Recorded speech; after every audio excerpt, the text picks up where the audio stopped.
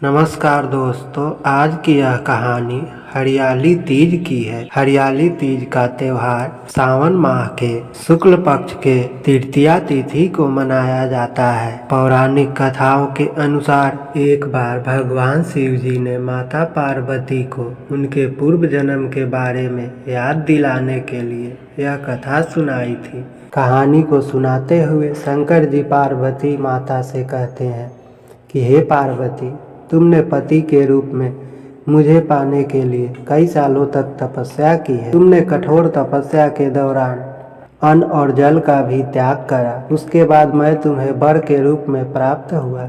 माँ पार्वती को बात सुनाते हुए भोलेनाथ कहते हैं कि पार्वती, एक बार नारद मुनि तुम्हारे घर गए थे। घर जाने के बाद नारद मुनि ने आपके पिता से कहा कि मैं विष्णु जी के भेजने पर यहाँ आया हूँ। विष्णु जी स्वयं आपकी तेजस्वी कन्या पार्वती से विवाह करना चाहते हैं। नारद मुनि की ये बात सुन पर्वतराज प्रसन्न हो गए। इसके बाद नारद मुनि की ये बात आपके पिताजी ने आपको बताई। आप इस प्रस्ताव से दुखी हुई। फिर इस बात का जिक्र तुमने अपनी सखी से किया था। तुम्हारी सखी ने तुम्हें कठोर तप करने की सलाह दी।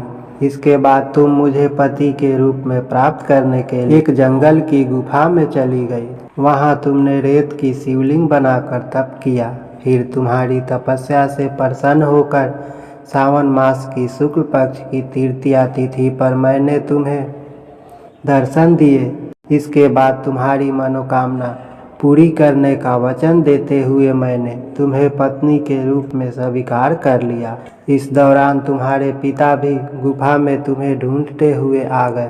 फिर आपने पिताजी से कहा कि मैं आपके साथ चलूंगी, लेकिन जब आप मेरा विवाह महादेव से करवाएंगे।